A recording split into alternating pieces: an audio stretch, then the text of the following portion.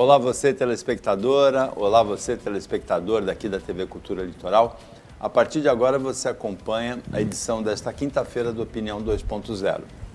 Vai analisar as notícias com você hoje o Marcelo Pavão, jornalista, advogado, e vai analisar também com você a Camila Morim, que é advogada.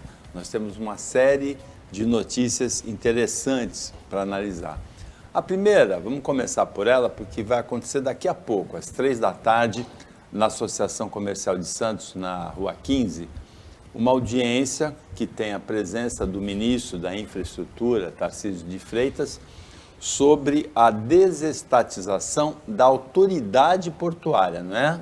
Da atividade portuária, dos pátios, dos terminais. É a desestatização da autoridade portuária. Não se tem um modelo muito correto, porque Espírito Santo é onde está sendo implementado, é muito diferente do Porto de Santos, e o ministro garante que nessa licitação vai estar embutida a construção da ligação seca entre Santos e Guarujá, um túnel. Vamos ver, Pavão. Boa tarde, Paulo. Boa tarde, Camila. Boa tarde a todos que nos assistem. Paulo, promessa todo mundo faz, né? E ainda mais na praticamente certa candidatura do ministro, ou seja, ele vai ter que se desincompatibilizar do governo daqui a 2 meses praticamente. Então, acho muito precária essa informação de garantir algo que não será talvez nem conduzido por ele.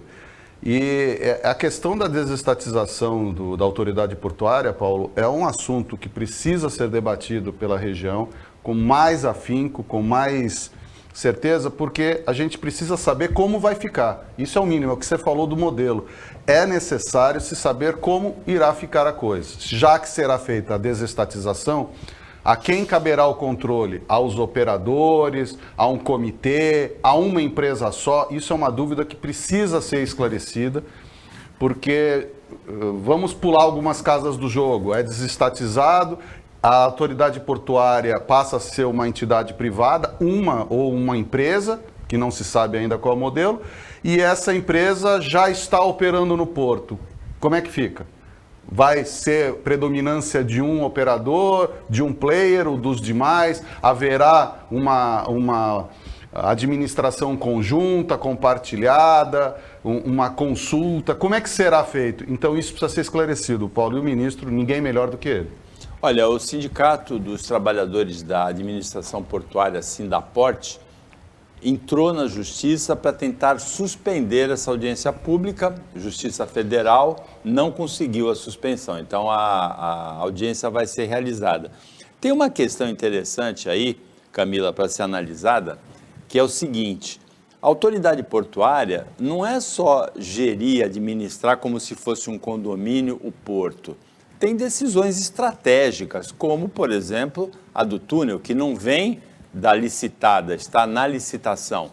O governo federal abre mão, de uma certa maneira, de uma gestão mais logística, de mais planejamento do porto, quando ele desestatiza a autoridade portuária. Não é assim, Camila? Boa tarde. Boa tarde a todos. Pois é, Paulo, mais uma vez parece que está sendo um grande patrimônio nosso, né? Que é rentável, que só traz benefícios para o país, está virando objeto de brincadeira. Então, assim, é estratégico em vários sentidos, porque a gente tem que pensar que do porte do porto que a gente está falando, não é de qualquer portinho. Poxa, nós estamos falando do Porto Santos. Então, por aí já vem a gente já sabe a potência desse porto para todas as estratégias do Brasil, vamos dizer, até para uma eventual guerra, se um dia acontecer, enfim, mas é a nossa porta de entrada e de saída marítima, né? Então não é brincadeira, tudo tem que ser feito com muito planejamento. Essas respostas às perguntas que o Pavão fez agora há pouco devem ser todas esclarecidas antes, para a gente saber com que está sendo lidado, como vai ser lidado, mitigar riscos, mitigar as consequências futuras que isso possa impactar para todos nós.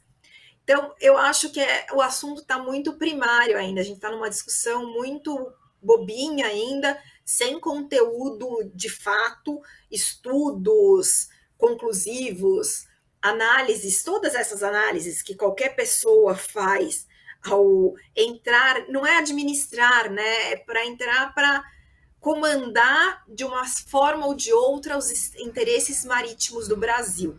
Então, é uma coisa bem complexa que não dá para a gente achar que uma administradora de condomínio pode levar essa administração e vai ser tudo bem. Não é bem assim.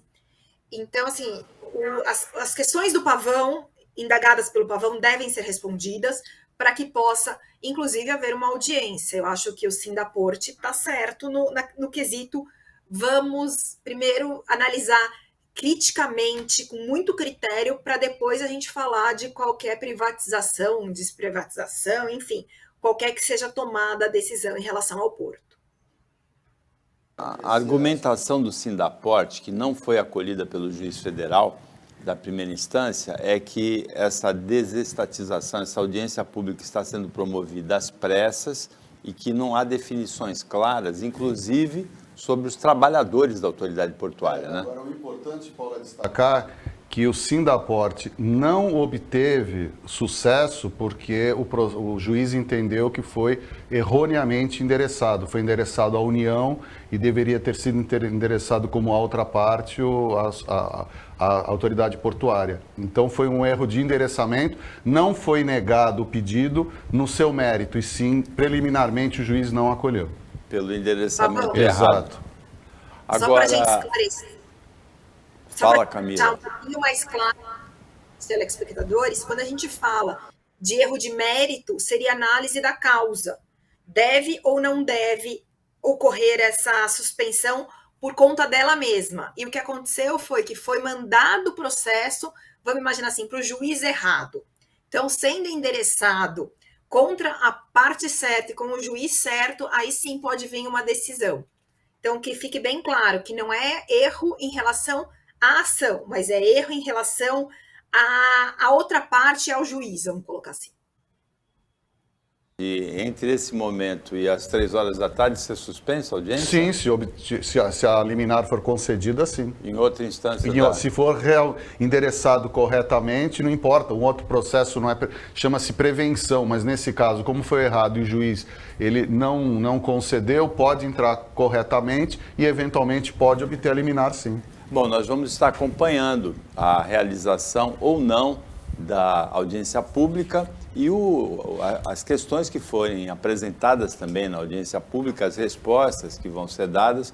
O Opinião 2.0 vai estar acompanhando esse tema, essa questão, que é uma das mais importantes aqui da nossa região, né? Como é que vai ser o futuro da administração do Porto de Santos.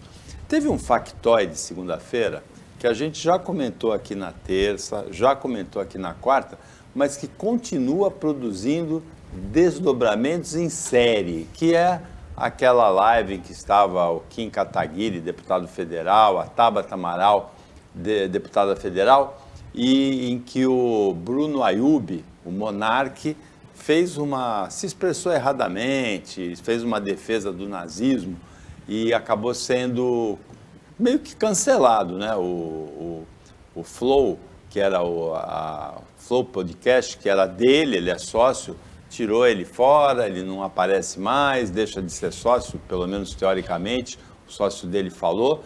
O Ministério Público de São Paulo avisa que ele vai responder processo, e pode até ser preso, né, o monarca. Sim. E o desdobramento ontem foi na Rádio Jovem Pan. TV. Na TV Jovem Pan, né? Em Rede Jovem Pan, em que o comentarista Adrilles Jorge, depois de comentar esse caso, o gesto que ele fez de despedida foi interpretado como um gesto nazista, embora ele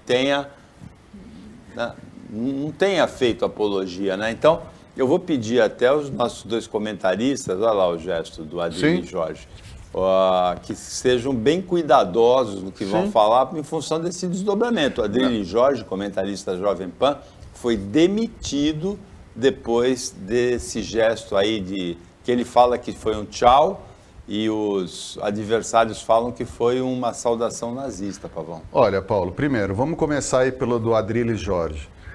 O próprio apresentador do programa se indignou na hora que ele fez o gesto. Então, assim, no momento que você está aqui numa bancada, que você está falando para uma televisão, você está sendo retransmitido, vai isso para redes sociais, você tem que ter o mínimo de responsabilidade. Uma coisa é você ter liberdade de expressão, outra coisa é você invadir o território dos outros ou o do bom senso. Então, assim, entrar no mérito, quais crimes o Adrilles, lá, o Monark, que até anteontem para mim, o Monark para mim era marca de bicicleta, não sabia nem que existia esse cidadão. Então eles têm que ter responsabilidade, têm que saber quais são os temas que eles estão falando.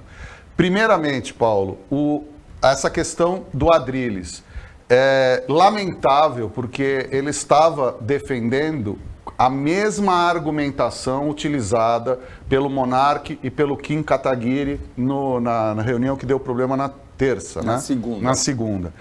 Então ele estava defendendo os mesmos pontos. E quais são os mesmos pontos? Se o partido nazista é banido, o Partido Comunista também deve ser. No mínimo, a gente está falando de duas coisas muito diferentes. Uma coisa é a ideologia e a prática, outra coisa é só a ideologia. Então vamos discutir a ideologia nazista. Nós vamos no campo da filosofia, nós vamos ter páginas e páginas para contestar, mas estamos discutindo a ideologia, é uma coisa. Outra coisa é eu defender a legalidade de um partido que representa a ideologia nazista. A linha é muito tênue, Paulo. É muito sutil a diferença. Nós estamos falando de uma ideologia que, na prática, aniquilou homossexuais, ciganos, judeus, minorias mundo afora. Nós estamos falando do comunismo, sim. Stalin acabou com milhões, foi um genocida. A China de Mao Tse-tung é a mesma coisa. Cuba de Fidel? Cuba de Fidel, aqui o Hugo Chávez. Nós estamos falando de ditaduras. Ditaduras. Ditadura de esquerda, ditadura de direita, ditadura de centro, ditadura hexagonal, redonda, seja qual for, ditadura é a regra, é eu mando e você obedece.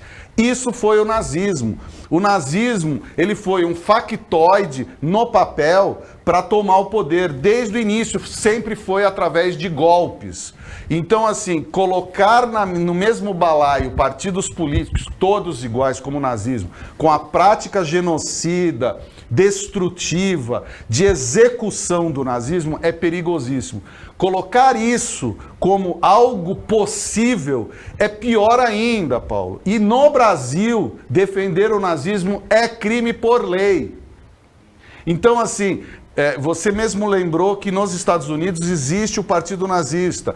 A instituição americana é uma instituição completamente ímpar. Agora, no Brasil, defender o nazismo é crime, sim. Não é liberdade de expressão. É crime. É a mesma coisa que eu chegar aqui e falar, pegue uma arma e mate a pessoa que está do seu lado. E isso é crime. Não é liberdade de expressão. Então, tanto esse Monark quanto o Adrilles, eles precisam aprender que eles têm limites até para se expressar, Paulo. Agora, Camila, essa questão é interessante porque a democracia levada rigidamente, rigorosamente ao pé da letra, ela deve abrigar, inclusive, instituições que pretendem o fim dela, né? Se existe a liberdade política completa, tem liberdade política para quem quer extinguir a democracia, seja com qualquer tipo de ditadura. E a segunda questão é isso que eu já falei ontem, o Pavão lembrou aqui. No Brasil, a legislação é uma, nos Estados Unidos é outra, na Alemanha é outra. Nos Estados Unidos tem o Partido Nazista, minúsculo, né, mas que sai na rua lá protestando, dizendo que os judeus não vão ocupar os lugares deles, né, xenófobo, tem esse partido lá. No Brasil não é permitido, não é, Camila? Paulo, no Brasil não é permitido, em muitos outros países. Não adianta a gente falar que é só aqui no Brasil, é um consenso de muitas nações.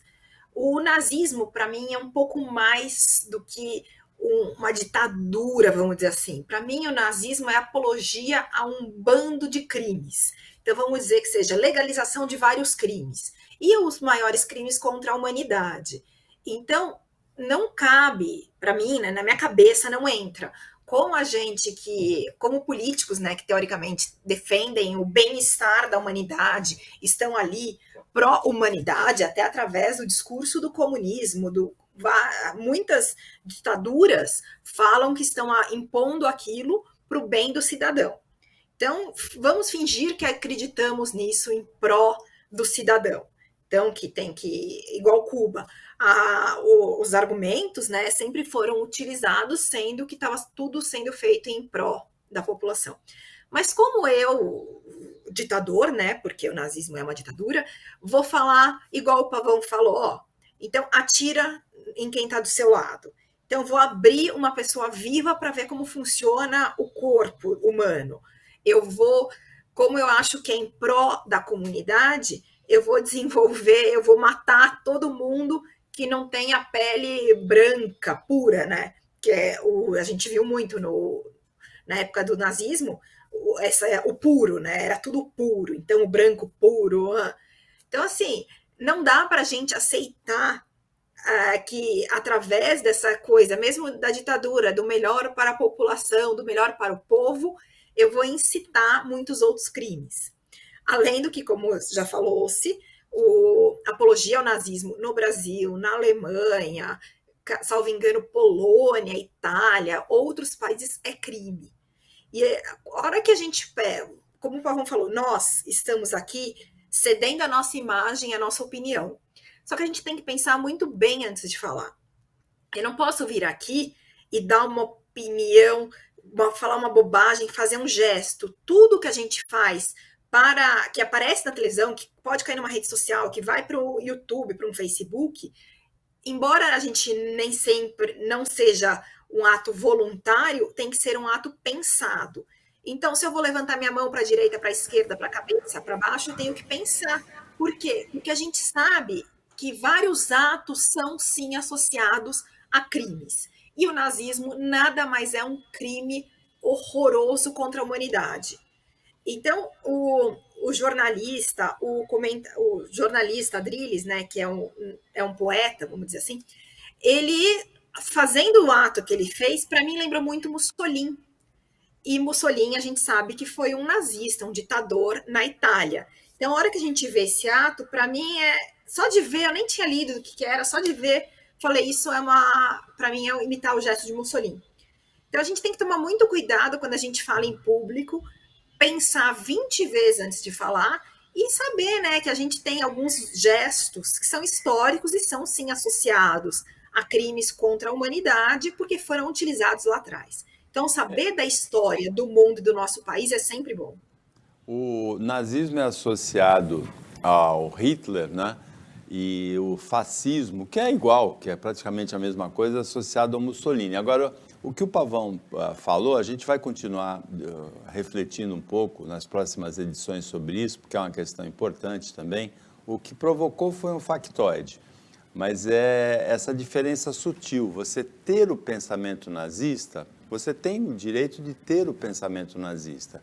O que você não tem no Brasil é o direito de organizar uma instituição que lute por esse pensamento, por essas ideias. É uma diferença sutil, pequena. E o que provoca essa dúvida, essa questão, torna essa questão controvertida, é que nos Estados Unidos é permitida a constituição, a organização de um partido nazista.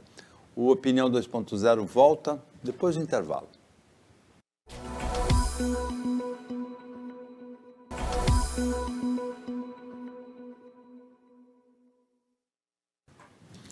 Voltando com a Opinião 2.0, hoje comentam, analisam as notícias com você o Marcelo Pavão, que é advogado, que é jornalista, que é cinéfilo, e a Camila Morim, que é advogada também. Camila, a Câmara Federal aprovou um projeto de lei que flexibiliza o uso de agrotóxicos.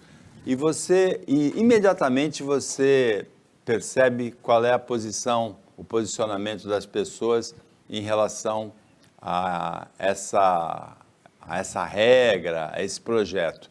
Quem é contra usa a expressão agrotóxico. E quem é a favor usa a expressão defensivo agrícola. Uma é bonita, né? Defensivo agrícola. Outra é horrorosa, agrotóxico. Mas elas significam a mesma coisa, as duas expressões, né? Pois é, Paulo, eu vou no agrotóxico. O agrotóxico, para mim, é uma coisa que a gente devia estar cada vez banindo mais, né? Da nossa alimentação, do nosso... de tudo, vamos dizer, o tocar, o sentir, o alimentar, tudo devia ter cada vez menos, né? O número de agrotóxicos, porque é comprovadamente que isso faz mal à saúde em excesso. E a gente não tem, eu acho, fiscalização ainda o suficiente em relação a quantidades. Eu fico muito insegura, porque eu não sei afirmar realmente se aquele alimento que a gente está consumindo, aquele creme que a gente está usando, que vem não sei da onde, aquele arroz, aquele feijão, se teve a questão suficiente do agrotóxico ou se foi colocado muito mais do que deveria. Mais uma vez, o que os nossos políticos estão interessados é financeiro, né? São números, são cifras. Porque uma produção, qualquer produção que tenha com um número de agrotóxicos, não importa se é a quantidade, né? Você vai ter uma colheita muito melhor. Então, quanto menos bichos comendo as nossas comidinhas, mais aquele fazendeiro, aquele agricultor vai conseguir colher. Então, acho que o que menos estão interessados é no público, no povo mesmo, né? Dane-se o que a gente está pensando, o que a gente está comendo, porque o importante é dar dinheiro. E quem está no agronegócio, quem conhece o agronegócio, sabe que muitas vezes é colocado uma quantidade enorme de agrotóxicos para que aquela plantação dê certo e cada vez venham coisas mais bonitas, que sensibilizem mais os olhos, que os grãos agradem mais a exportação, que estamos com o dólar altíssimo. Então, infelizmente, pensa-se em cifras e não em saúde. Pavão, tem alguns aspectos interessantes para serem analisados em relação aos agrotóxicos. Primeiro, que para produzir alimentos na escala que a humanidade precisa, o agrotóxico é necessário para combater as pragas. É o herbicida, o inseticida, o larvicida, pesticida, né? Ele é necessário. Segundo, que ele é claramente relacionado ao câncer. Não tem acho que ninguém tem dúvidas na relação que existe entre o agrotóxico utilizado para a produção de alimentos e a escalada do câncer na humanidade. Tem um outro aspecto que tem agrotóxicos que o uso deles pode prejudicar a exportação do produto brasileiro para outros países, porque não são admitidos em outros países. E tem um quarto elemento muito simplesinho, que é como você pode lidar com essa questão.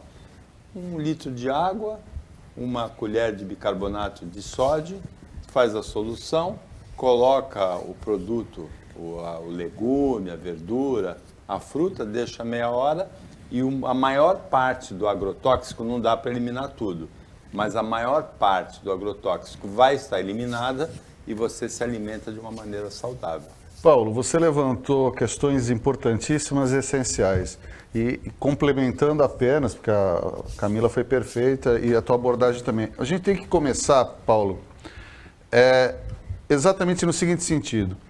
Se o Brasil tem o agronegócio como um dos seus principais pilares da economia atual, é porque nós temos para quem vender, porque senão não adianta ficar produzindo nessa capacidade. Então a gente tem que começar a pensar o seguinte: o que o cliente quer? Ele quer esse alimento, porque a gente precisa ver também que grande parte do Brasil está hoje, do agronegócio, né, está destinado à criação de gado e à plantação de soja. Nós abrimos mão de praticamente todas as outras culturas.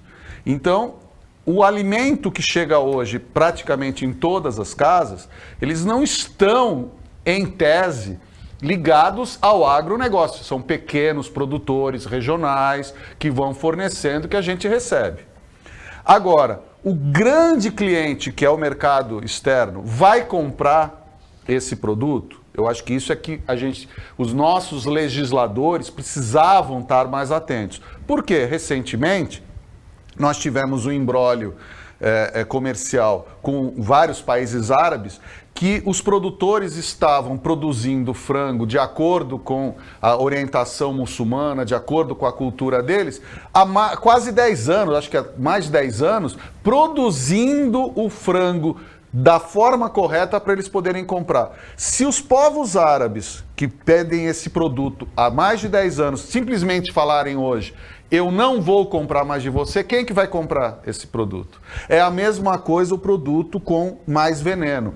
Estão liberando o veneno por quê? Porque é uma proposta do presidente Bolsonaro da eleição, o Centrão está fazendo, beleza. Estão querendo agradar quem? Quem está fazendo ou quem vai comprar? Eu acredito que é um grande tiro no pé. A comunidade europeia, os países asiáticos, o nosso maior consumidor, que é a China também, estão agora sendo pautados todos por limites de veneno, limites de toxicidade, que nós vamos ser reprovados. E aí qual que é a história? Não apenas o grande, como o pequeno e o médio produtor vão ser impactados imediatamente. Então a gente precisa, antes de ficar facilitando a aplicação de veneno, a gente consultar o cliente também, porque eu acho que os nossos legisladores não estão muito interessados se vão continuar comprando, senão nós vamos ter encalhe, produtividade jogada fora, preço baixo, como aconteceu há pouco menos de 100 anos, né, com o café brasileiro, que não tinha para quem ser mandado. Teve que ser queimado na época do Getúlio Vargas. Essa questão realmente é importante, porque inclusive as acusações para boicote de produtos, existe um movimento no mundo todo de cobrança de atitudes saudáveis desde a produção, desde o tratamento da terra, desde a plantação, né, desde a semeadura até a colheita. Existe esse movimento. E existe também um boicote, às vezes injusto, que é puramente de concorrência comercial. A diplomacia é muito importante aí nesse caso, e é muito importante, como disse o Pavão, a gente estar atento ao que o mercado está pedindo, né? Porque não adianta nada, você produz mais com agrotóxico e não consegue vender, pode acabar quebrando a cara. Tem duas notícias relacionadas à vacina para a gente comentar rapidamente, que é a final do bloco, Pavão. Uma delas é que a justiça impediu no Paraná que um professor não vacinado desse aula. E a outra é mais um capítulo da novela Novak Djokovic, ou Novak Djokovic, que ele se inscreveu em um torneio na Califórnia, torneio, não é um grande slam, mas é um dos torneios principais do circuito do tênis internacional, Indian Wells. E o torneio exige vacinação completa. A gente já tinha comentado aqui que o biógrafo dele disse que ele estava inclinado a rever a posição dele, né, Pavão? Ele vai começar a perder a sua situação. Aí nós vamos ver o poder do governador da Califórnia, né? Porque nos Estados Unidos a Federação Americana, os estados têm autonomia para essa decisão, diferente do que tinha na Austrália. Na Austrália era um governo central. Então nós vamos ver o governo da Califórnia, qual vai ser a postura, se vai abrir as portas. Aí eu realmente, Paulo, eu não sei de cabeça como é que o governador da Califórnia está se posicionando. Se ele for um anti-vacina, então o Djokovic já pode ir para o chuveiro, se apresentar, porque ele vai jogar. Camila, tem a notícia do professor também. E a do professor depois. Não, a do professor tá perfeita, né, gente? A gente não tem que falar... não tem que falar nada, gente. Tem que vacinar. De novo, vamos vacinar. E perfeito, não toma vacina, não pode trabalhar. Perfeito. Quero ver se eu chegar aqui na cultura e sem falar que não tomei vacina e que vou... como que fala? E que vou trabalhar. Não é assim que funciona, gente. Não é assim. Em relação à Califórnia, o condado de Orange, eu não sei se aí entra toda a Califórnia ou só um pedaço, ele já manifestou-se contra a vacina. Então, ele falou que vacina tinha rastreador embutido, foi nesse sentido o discurso dele. Isso ano passado, em 2021. Vamos ver se ele vai continuar com essa mesma posição ou se ele vai de acordo com a onda do governo federal americano, que a gente sabe que é apoio total à vacina. Eu tenho a esperança de que o Djokovic vai ter que ser, seja por pressão popular, alguma coisa tem que se vacinar, mas a Califórnia teve essa história, assim, de lá ser dito que a vacina tinha rastreadores, enfim. Lá a vacina é republicano, salvo engano, o comando do estado, não é muito pró-vacina. Agora, um adversário da vacina, eu comentei com ele hoje isso, ele disse assim, o Djokovic vai arrumar um atestado falso de vacina. O atestado falso, ele já prestou informações falsas na Austrália, na entrada da Austrália, por isso foi o principal motivo de ter sido deportado, um dos motivos, né? E é falsidade ideológica. Sim. Eu acho muito mais complicado você arrumar um atestado falso de vacina do que você se vacinar ou deixar de participar do torneio porque não quer se vacinar. É lamentável, Paulo. Principalmente um ídolo.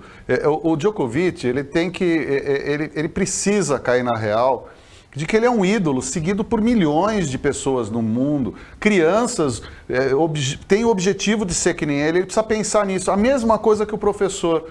Quer dizer, o professor que é contra a vacina, ele tem o direito de não tomar vacina? Tem o direito.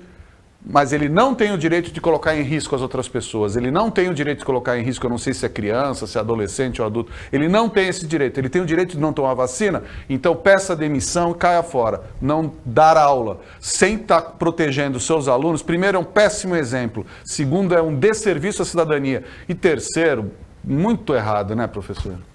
Eu vi uma argumentação também que a exigência do passaporte da vacina, do certificado de vacina, ela, de uma certa maneira, libera a pessoa vacinada e que contrai, que é infectada, para ir num lugar infectado. Aí, meu camarada, é questão de caráter, né? E aí nem tem que discutir isso, aí é questão de caráter. É que isso ficou muito politizado. Tem duas atitudes opostas. O Tribunal de Justiça de São Paulo, já desde o ano passado, desde o ano retrasado, né, Pavão? Aliás, desde o ano passado, quando começou a vacinação.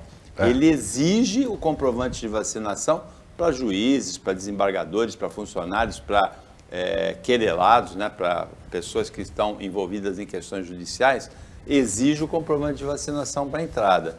E a ministra Damares Alves, do Ministério da Mulher, da Família e dos Direitos Humanos, ao contrário, ela colocou o Disque 100, que é para violações aos direitos humanos, para pessoas que se sentirem discriminadas por serem cobradas para entrar em algum lugar, para participar de alguma situação do passaporte de vacina. Tudo está muito politizado. O TJ de São Paulo tem uma postura, a ministra Damares tem a postura oposta.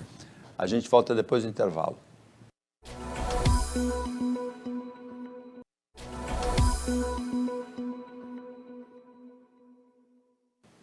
O programa Opinião de hoje tem uma série de assuntos polêmicos e agora é o terceiro bloco. No primeiro bloco a gente falou sobre a desestatização da Autoridade Portuária de Santos, que é um tema polêmico.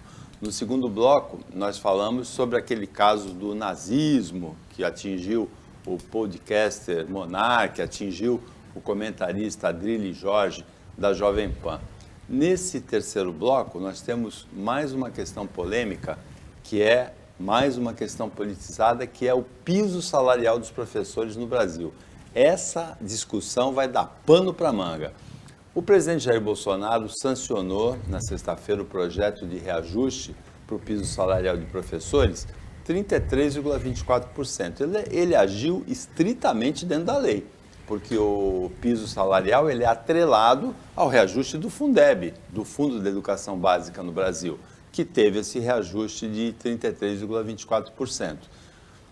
Os prefeitos dizem assim, não vamos aguentar, foi para 3.800 o piso, os governadores não se manifestaram ainda, porque quem paga não é o governo federal. A grande maioria dos professores da rede pública ou é estadual ou é municipal, não é federal. Então, na verdade, o presidente Jair Bolsonaro deu o reajuste para o prefeito e para o governador pagarem. Exato. E tem o presidente da Frente Nacional de Prefeitos, que é o prefeito de Aracaju, ele está falando em nome da frente, dizendo que as prefeituras não vão aguentar pagar isso. Eu acho que tem que aguentar de pagar, porque a valorização do professor, não só com salário, mas com capacitação, com projeto nacional de educação, é a coisa mais importante que a gente precisa fazer no Brasil. Sim, Paulo, você está certíssimo, o professor merece o aumento, merece até um aumento maior. Agora, conceder esse aumento durante o exercício, porque o orçamento que já foi aprovado e que os prefeitos estão recebendo, o dinheiro que os estados estão recebendo, ou seja, os dinheiros que estão circulando no país dos orçamentos já estão previstos. Do nada se sai com um aumento de 33%, quase 34%, quando os prefeitos estavam implorando em torno de 7%. É pouco? Eu sei que acredito que sim. Merecem os 34, 35 até mais? Não há dúvida nenhuma disso. Nós estamos apenas colocando uma responsabilidade. O presidente pegou numa canetada e deu a responsabilidade para os estados e municípios. E aí cada um que se vire. Tem dinheiro? Não se sabe. Vai se conseguir? Não se sabe. Vai ter que pagar? É de lei. Vai virar imbróglio, vai ter problema na justiça, vai dar um pepino desgraçado. E aí a gente vê mais uma vez que, ao invés dos nossos governantes anunciarem redução de custos, redução de cargos de confiança, redução de apadrinhamentos, redução de penduricalhos, nós estamos gastando mais. Onde isso vai chegar? A gente não sabe. Tá uma bagunça, você falou agora há pouco, tá tudo bagunçado, politizado, e agora sim, o presidente Bolsonaro, mais uma vez, faz campanha política com coisas sérias, com vidas de famílias, com professores, com uma categoria que merece respeito. Sinceramente, Paulo, essa atitude, na minha opinião, esse aumento, é um desrespeito aos professores, porque vai criar brigas em municípios, estados, Brasil afora, uma briga desnecessária, que poderia ter sido negociada pelo presidente. Poderia ter chamado todo mundo, mas não, ele quis brincar, ele prefere comer frango com farofa jogando sujeira no chão para dizer que é do povo e brincar com coisa séria que é salário e professor. Mais uma vez o presidente faz um desserviço a essa nação. É importante a gente deixar claro a questão do Fundeb. É uma ideia excelente, foi uma revolução no financiamento do ensino público no Brasil, que vem do governo Fernando Henrique Cardoso, na época era Fundef. O que é esse fundo? Ele é um fundo que as contribuições são principalmente dos municípios, não é dinheiro federal. Na reforma do Fundeb, agora em 2021, a participação federal aumentou. Mas quem constitui, quem colabora para esse fundo, são principalmente os municípios, um pouco menos os estados e bem menos a União. Então, constitui o fundo. Ele é constituído pela arrecadação. Quanto mais o município arrecadar, um município rico como Paulínia, como Santos, contribui bastante. Um município mais pobre como São Vicente, como Cubatão, contribui menos. E a distribuição é pelo número de alunos, então é uma redistribuição tributária.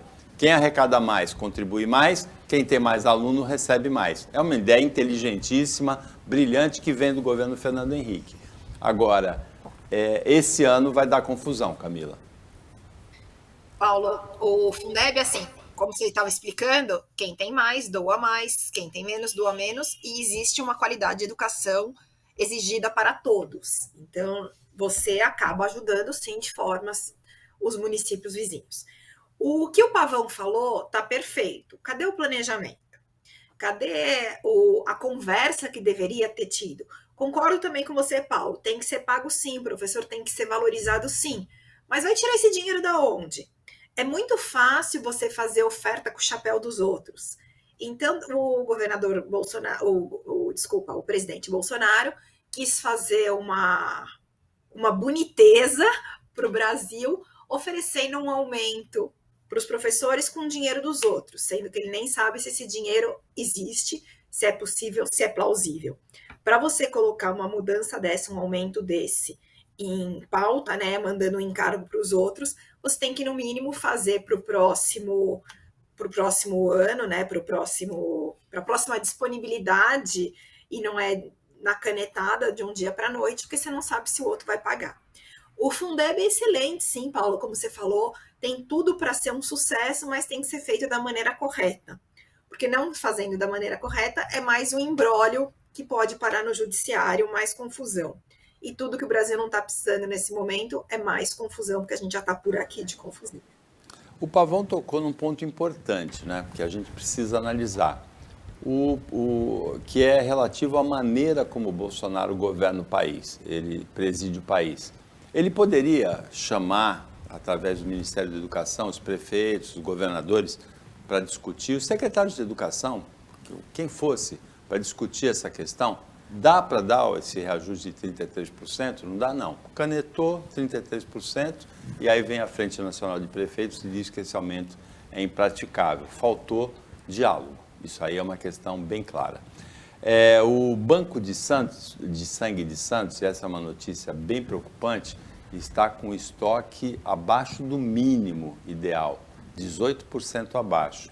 Então, se você, telespectador, tem condição de doar sangue, vá até a Rua Armando Salles de Oliveira, número 136, onde funciona o Banco de Sangue, e faça uma doação. A doação pode salvar vidas, né, Pavão? Não, e é muito importante deixar claro que doar sangue não se expõe ninguém a risco nenhum, né? Porque até por conta da pandemia, eu tenho ouvido muitas pessoas falando assim, não, eu até doava sangue. Algumas pessoas, muitas eu estou exagerando, mas algumas pessoas me falaram que deixaram de ir doar porque estavam com receio da Covid. E eu tenho visto matérias, reportagens do Banco de Sangue, principalmente aqui em Santos, com toda a segurança, com toda a higiene, com todas as cautelas, preocupações, não se corre risco. Então, só repetir o que o Paulo falou, se você tem condição de possibilidade, está na idade, no peso, para poder doar, não tiver nenhum impedimento, vá lá, porque acidentes continuam ocorrendo, pessoas precisam do sangue para a operação, a gente não pode correr o risco de ter um transplante impedido de repente por falta de sangue. Então hoje a gente pode estar bem, mas amanhã a gente pode estar ruim. Então vamos pensar assim, se você puder, doe sim, porque apenas repetindo o que o Paulo falou, doar sangue salva a vida. Só uma retificação, o endereço para doação de sangue é Armando Salles de Oliveira, sim, mas o número é 138 e não 136, como eu falei. E o horário, durante a semana de segunda a sexta, vai das 7 da manhã às 5 da tarde. No sábado, vai das 7 da manhã às 3 da tarde, Camila. Pois é, Paulo, todos nós que temos entre 15 e 69 anos, não importa a opção sexual, não precisamos ajudar o próximo. Eu nunca recebi tanto pedido de doação de sangue em grupos de redes sociais, essas coisas, como eu venho recebendo. E é o que o Pavão estava falando. É super seguro, não tem problema nenhum. Vai lá, doa sangue. Não é por conta do Covid que o resto parou, né? Continuamos tendo acidentes, tudo, e as pessoas precisam. Então, mais um ato de humanidade. Quem tem entre 15 e 69 anos, mais de 50 quilos, não importa a opção sexual, vamos ajudar o próximo, vamos doar sangue. Chegamos ao final do Opinião 2.0, agradecendo a participação do Marcelo Pavão e da Camila Amorim como comentaristas, o trabalho da equipe técnica de jornalismo antenada do Sistema Costa Norte, e agradecendo a você, telespectador, que acompanhou a gente mais essa edição. Até amanhã, nesse mesmo horário, de 15 para as 2 da tarde. Meia-noite na reapresentação. E uma ótima quinta-feira para você que você merece.